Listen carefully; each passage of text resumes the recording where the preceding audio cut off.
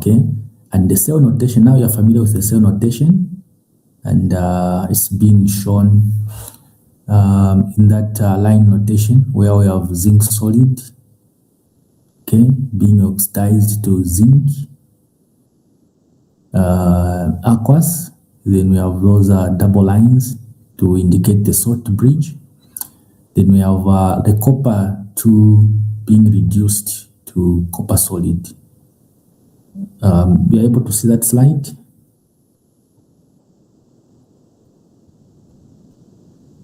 All right, just admit a few.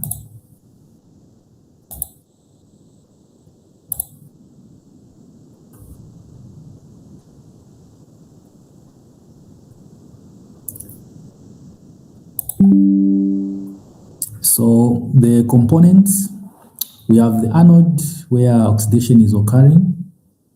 We have the cathode where reduction is occurring. We have the salt bridge indicated by the double lines here. Then also have the external wire where electrons are flowing from the anode all the way to the cathode. We know the direction, and we saw this galvanic cell yesterday. So basically, these are the half reactions that are showing what is happening. Now, in yesterday's example, we had the iron being reduced and we had the copper being oxidized. And I did say that it's not all the time that we have a same case. In this particular case, you see that this time around, copper is being reduced, unlike in the case yesterday where we saw copper being oxidized. Today, this example is showing the copper being reduced and zinc being oxidized, meaning zinc is losing electrons, as indicated in this example. Then you have copper gaining these 2 electrons. So the flow of electrons shows that electrons are flowing from zinc electrode to the copper electrode, from one half cell to the other half cell. And so imagine there's a wire here, meaning the electrons are flowing in that direction, and they are being received at the copper electrode. Okay, so these are the 2 half reactions. Now, just a few points to emphasize here, that the standard electrode potential, okay, we so much consider these standards here. And when you hear the word standard, okay, we're considering 1 molar concentration, we have 1 atmospheric pressure, and this is occurring at 25 degrees Celsius, which is more like the room temperature. And since we're talking about the standard electrode potential, don't forget to put the superscript O. We call it E naught. Okay, so this standard of that particular cell is measured relative to the standard hydrogen potential, the She. So the hydrogen potential is like the standard of all the cells that we have, and whatever we have, either positive or negative, they are being measured in relation to this standard electrode, to the standard hydrogen electrode.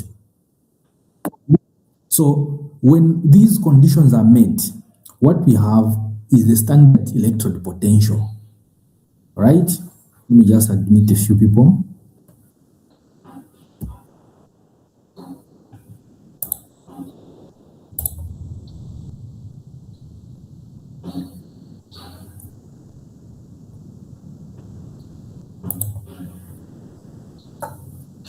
So, yesterday we established that to calculate the standard cell potential, we have to identify which of those ions or substances in that particular cell are undergoing, or the 2 half cells, which one is undergoing and which one is undergoing oxidation.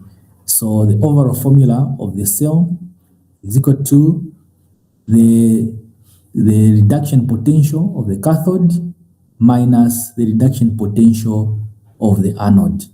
So now, in today's example, the equation that you just saw, we have zinc copper cell, and these are the reduction potentials that are given. Now, take note of the way I'm using these terms so that you don't get confused.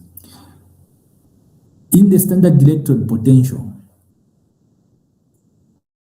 or the standard reduction potential, we're talking about reduction. We're using the word reduction here, standard reduction potential.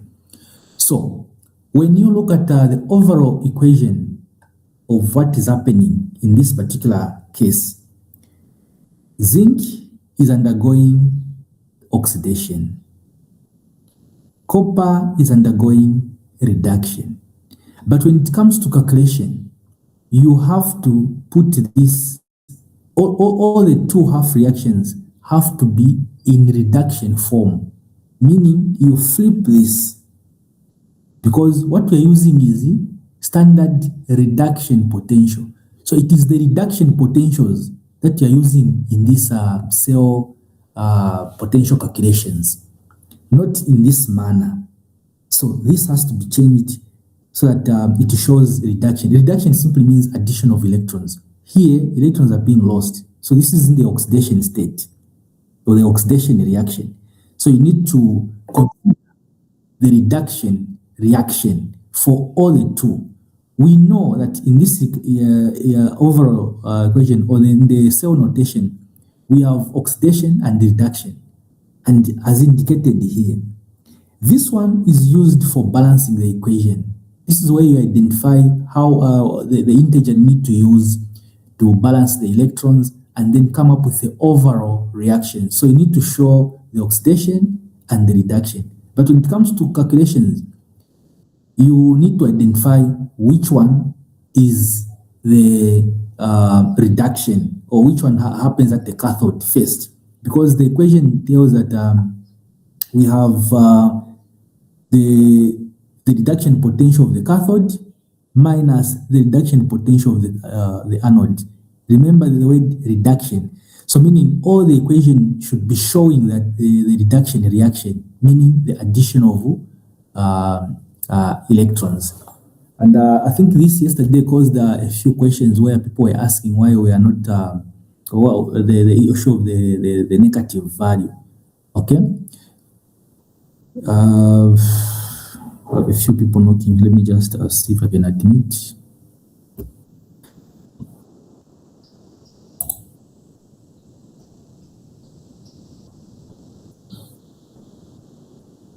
Right.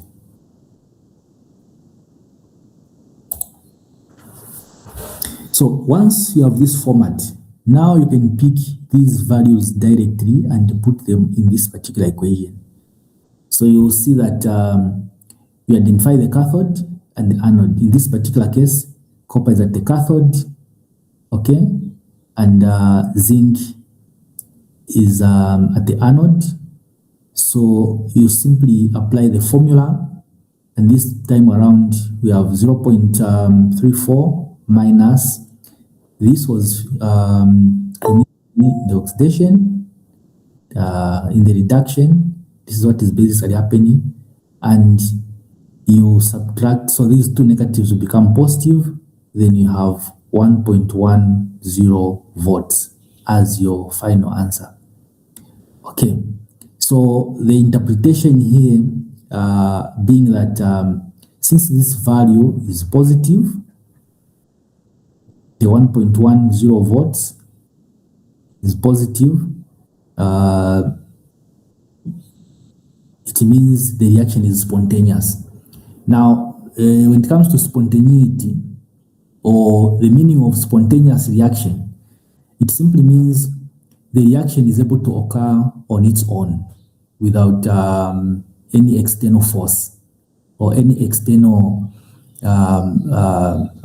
application of or the forcing matter. In short, on its own, the reaction will happen and there will be flow of electrons. So the moment you see the value for the standard electrode potential is positive, as in this case here, then you know the reaction is spontaneous. All right.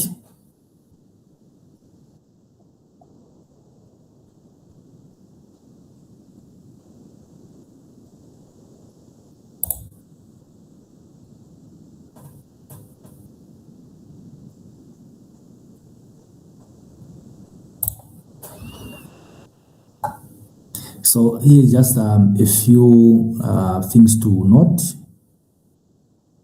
The significance of the cell potential. So if the cell potential, like I mentioned, is positive, the reaction is spontaneous. If the cell potential is negative, the reaction is non-spontaneous. Okay?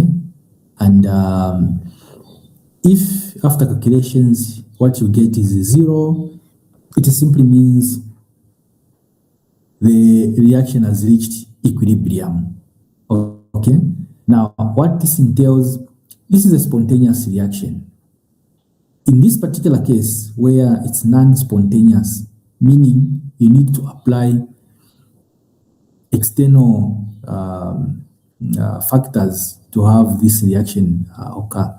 And in this particular case, when you are charging the battery, for example, your car battery, the reaction doesn't happen on its own until you have current flowing through it, or you are basically charging. Okay, you are forcing the reaction to occur. So charging entails non-spontaneous reaction. Okay, whereas in this particular case, when the cell potential is positive, you have a spontaneous reaction. So these two factors need to be known very well. Then at equilibrium, it simply means there is no more activity happening. The reaction has reached equilibrium, and this is the case where if you're charging a battery, or if you're charging a phone, or whatever battery you're charging, it's full, it stopped charging. So no matter, even if you leave it there overnight, nothing will happen. Okay? The reaction has reached equilibrium. It's not about how long it stays there. There's no reaction that is going to happen. All right?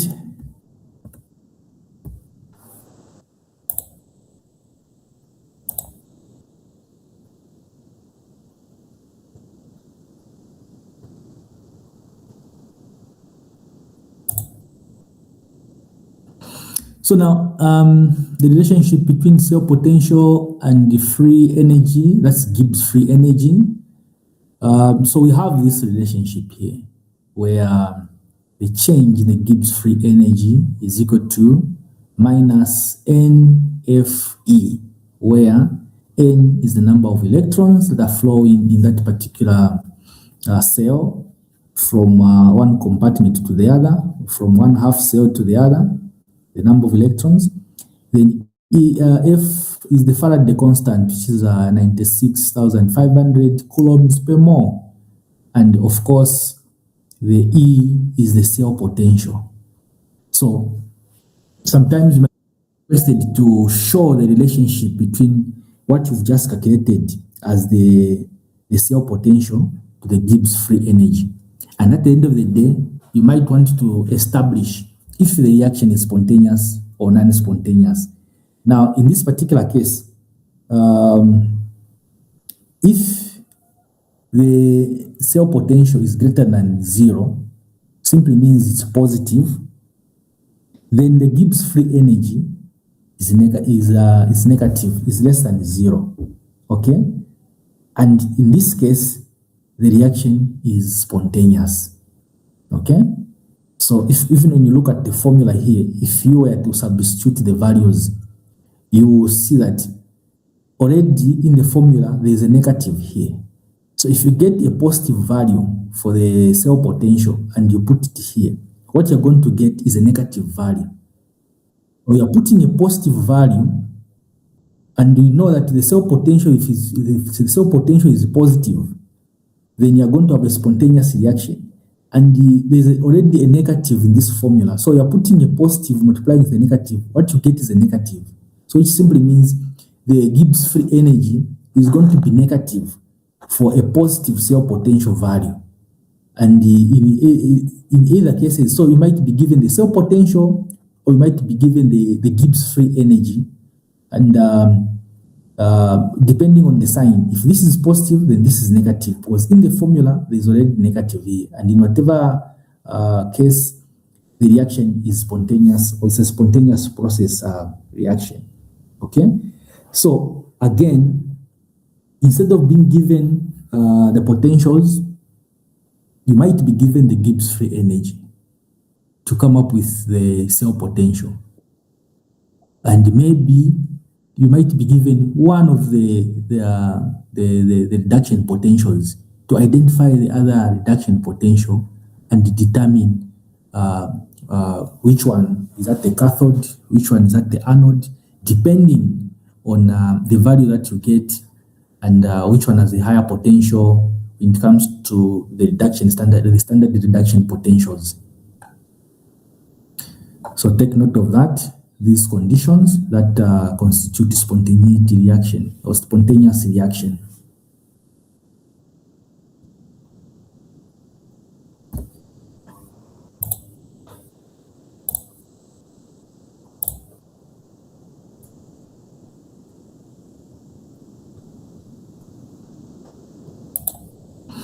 So factors affecting cell potential. Now, we know we are dealing with, so far we are dealing with standard electrode potential. So again, take note of the word standard. Now, there are factors that affect the cell potential. One of them is concentration. So this is a changing ion concentration, which changes the voltage. So when the changing ion concentration, or when the ion concentration is changing, definitely it will change the voltage or the size of the voltage. Okay? So the concentration I'm talking about here is not the concentration of the solid substances, but we are considering the ions that are directly taking part in this redox reaction. Okay? And particularly the flow of electrons, okay? Because the flow of electrons from the ions. So the concentration of the ions in both the compartments, which is the reduction and the oxidation side of the cell, will determine the size of the voltage that you're going to end up with. So concentration is very key. Now, remember I mentioned that we are going to need concentration at some point. So it is a factor that you need to put so much into consideration in this particular case, especially if the conditions are not up to standard. So for example, a weak battery could be due to the depleted ions, okay? So if you have less ions, then you're going to have a weak battery. So now the opposite is also true. And that entails what usually happens during charging when it comes to electrons. Then another factor is the temperature. So higher temperature may increase or decrease cell potential depending on the reaction.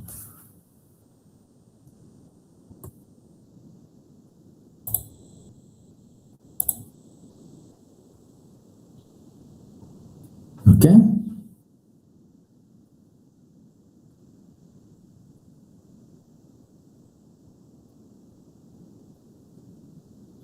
Right.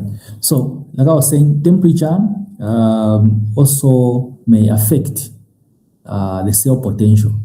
So, higher temperature may increase or decrease cell potential depending on the reaction. Now, in olden days, you find that those dry cells, which we used to call batteries, people would hang them on the sun so that they charge a little bit. So definitely the temperature used to affect the reaction. Once they gain heat from the sun, you do see that the performance of it could be the radio or the torch or anything will improve. So the temperature simply used to affect the, the reaction, the substance in that particular cell will be affected by the reactivity will be affected by the temperature. Then also we have another factor which is pressure. Now this doesn't apply in this particular case. This mostly applies in gas electrodes, which we're going to look at some point. So apart from these ions that we have, the solutions and so on, we have gas electrodes. So we'll look at this later on, and where we have gas electrodes, this is where this factor most is, which is the pressure. So for this particular case, we'll so much concentrate on the concentration of the ions that are found in both compartments, the reduction and the oxidation. And we'll look at one particular example that directly relates to the effect of concentration in the potential.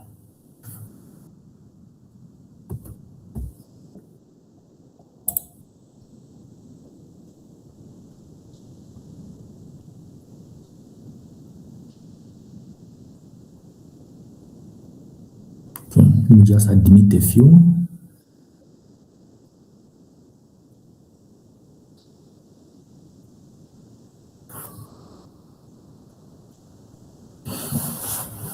So what you're looking at is the Nernst equation,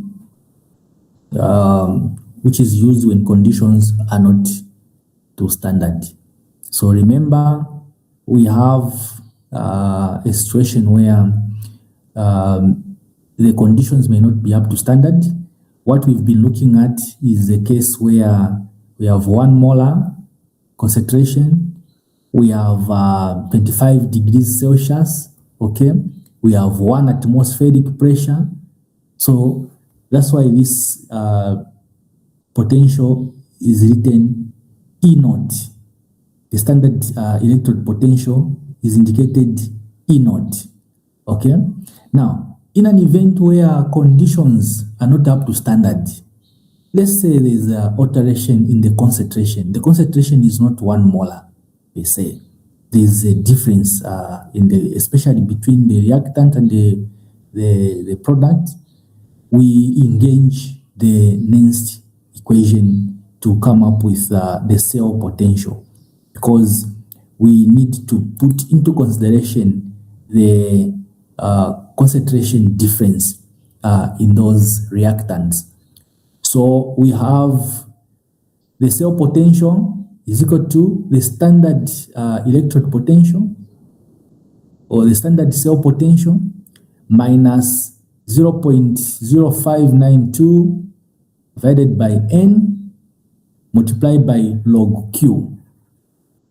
So N is the number of electrons that are being transferred.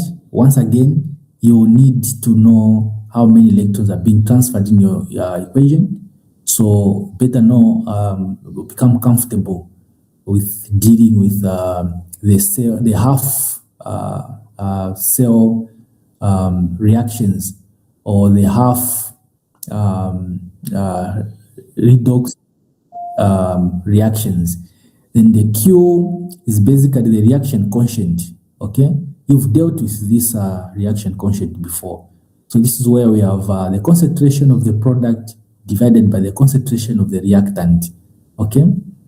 Because the concentration in this particular case is not up to standard. If it was 1 molar as per standard, there was we're not going to have this complication, or there would be no need to put that into consideration. But we're looking at a situation where where the conditions are not up to standard. We have a concentration difference, so we have to put concentration into consideration in this particular case. So, for example, the zinc copper cell that we've considered, we've calculated the cell potential to be 1.1 volts. I think the example is somewhere here. Okay, so we have 1.1 volts. This is when conditions are up to standard. Okay, so it's called the standard cell potential. But now we're going to look at this same reaction now with different concentration. What happens in this particular case? So take note of this value. If you are writing, you can just indicate somewhere so that we look at the potential when conditions are up to standard, and then the potential when the factors have been changed. In this particular case, the concentration of both reactant and the product.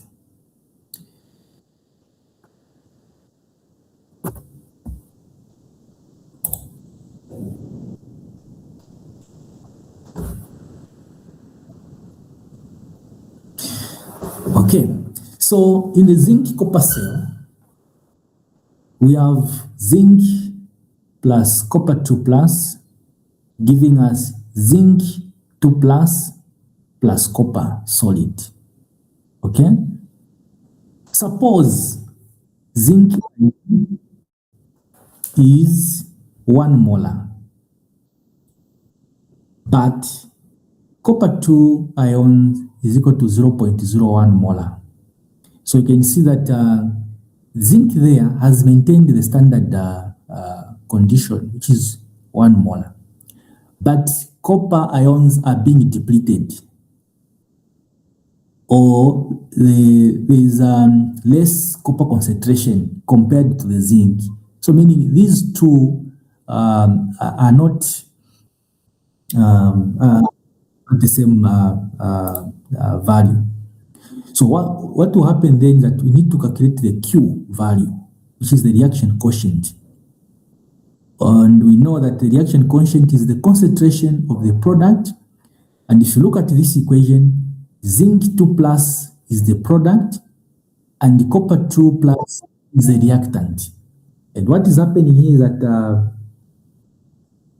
copper 2 plus is gaining electrons and zinc is losing electrons. Okay, so the reaction quotient therefore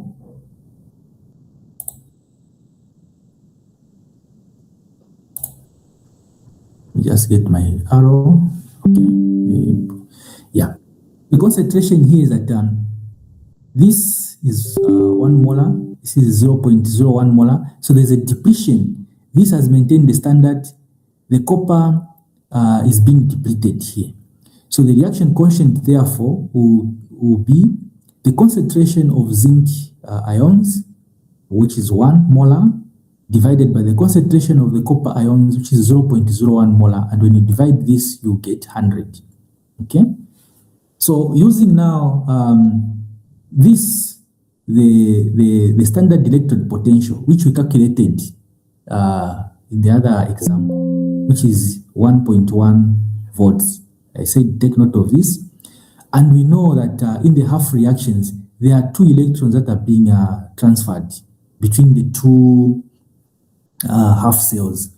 Okay, so if you look at copper 2, to become copper, it gains 2 electrons. If you look at zinc to zinc 2, it loses 2 electrons. So there are 2 electrons that are being transferred here. And when you look at when you calculate based on the standard electrode potential, you get this value, which is 1.1. Now, what happens when there is a concentration change? And in this particular case, the concentration of copper has dropped to 0.01 molar. So you bring in the next equation and take note that this E doesn't have the note on top, the superscript, meaning it is the potential at that particular condition. while this one is the potential when everything is up to standard, meaning the concentration of all the substances involved is 1 molar. But now it has changed. So you replace these values in the Nernst equation. E, we had the E naught here, minus 0.0592 divided by 2, which is the number of electrons that are involved in the equation or in the half reactions, log 100, because the Q, which is the reaction quotient, has been found to be 100. So you replace that, and once you subtract, you get the new potential, which is 1.04 volts. So before we even go to the observations, what is your comment on the new potential that has been calculated in terms of the value? Let me hear comments from you.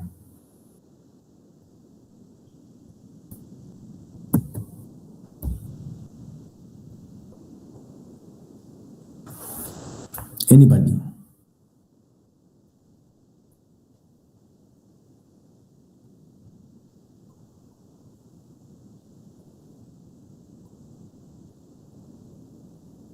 What has happened to the value?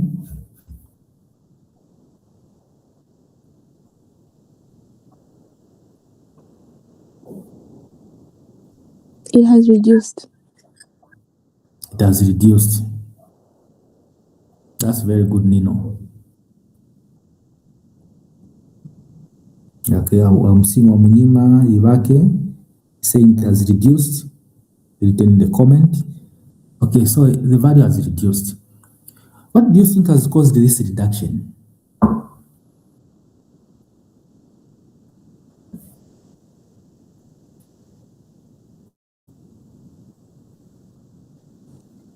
The depletion of electrons.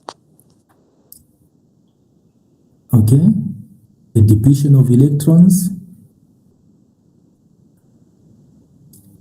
Anybody else?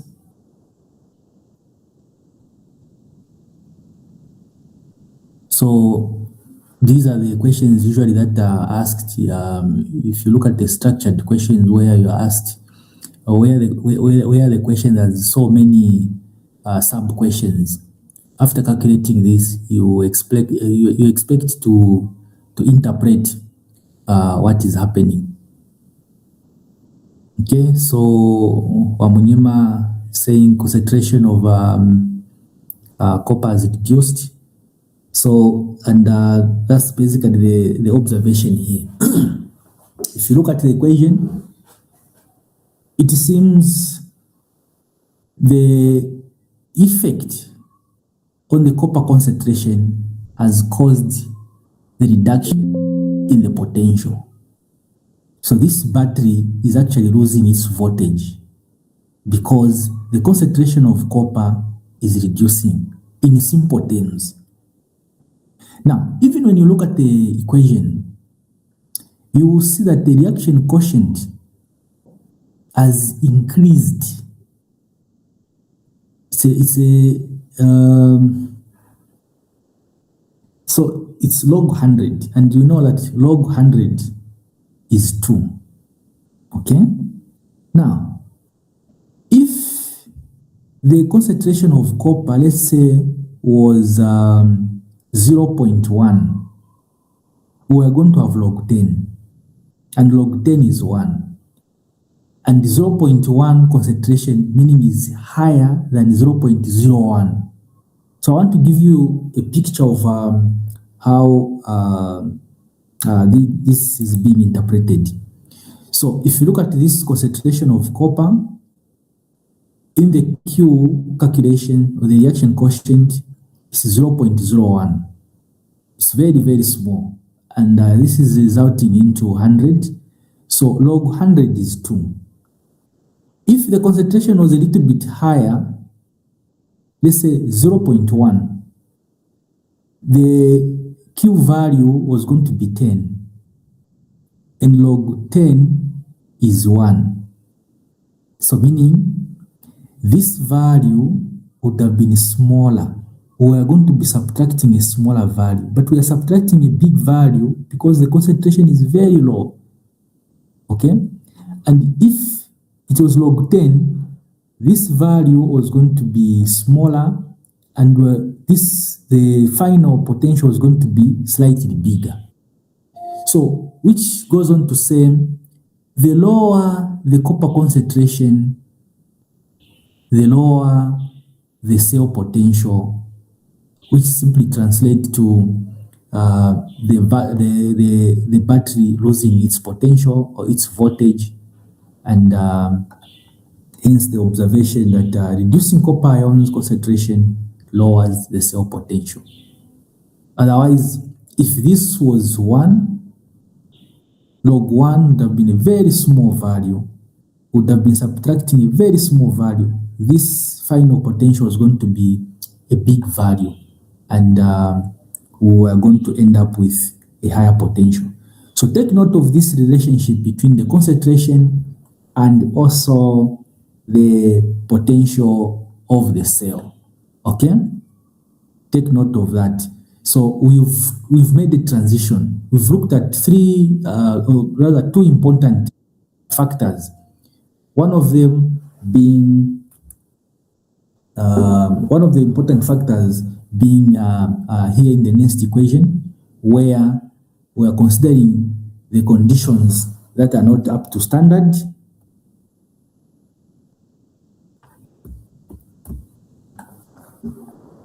The conditions that are not up to standard, where we have the alteration in the concentration, and to try and show what really happens to the potential when the concentration is not up to standard. This is one of the factors that affect the cell potential.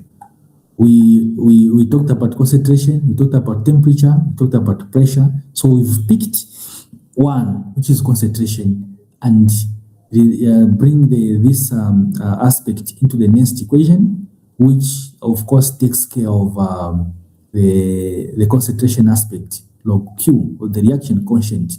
And we've seen how the concentration affects the final potential, whether the concentration is increasing, whether the concentration is reducing, and how that is bringing or is reducing the potential value to that of the standard electrode potential. Then the other aspect that we looked at was, of course, the Gibbs free energy, the relationship, the factors that were leading to whether the reaction is spontaneous or non-spontaneous, and we established that when the value is positive, meaning the reaction is spontaneous, you don't need the external factors to influence it, and when it is non-spontaneous, of course, this is a case where you need to charge, you need to force this cell to get moving. And when it is 0, the reaction is basically at equilibrium. So the Gibbs free energy here comes into play, and it has a relationship between the cell potential and the Gibbs free energy. And the relationship here is that when this is positive, this is negative. Okay? And in either case, the reaction is spontaneous. And we've also looked at the factors, and these factors, we've picked concentration for a start to show how concentration is affecting the cell potential. So probably next time we'll look at other factors, and then look at work being done by this particular cell. All right. Any questions so far?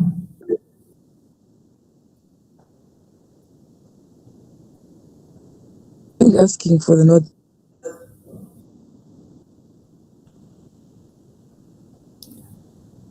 Someone was speaking? Yes, sir. We're asking for the notes.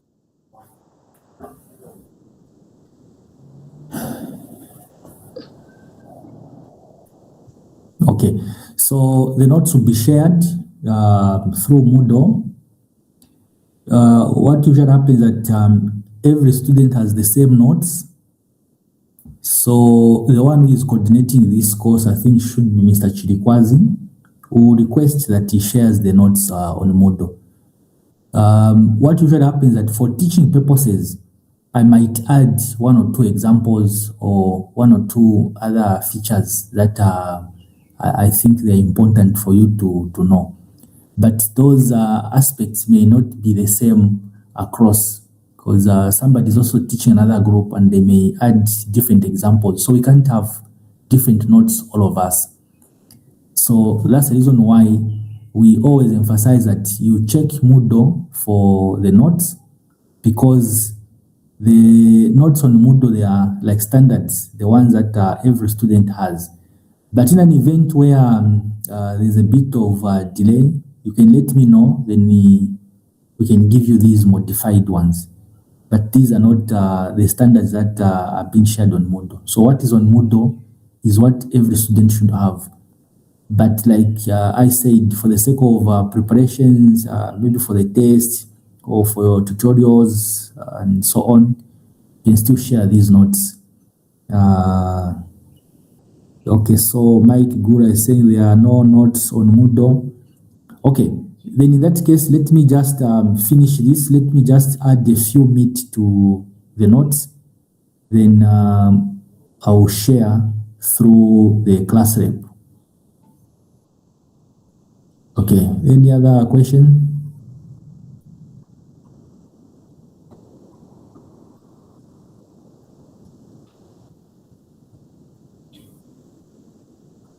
There are no questions. Thank you very much.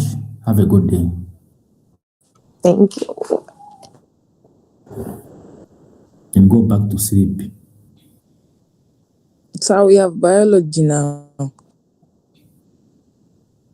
Even better.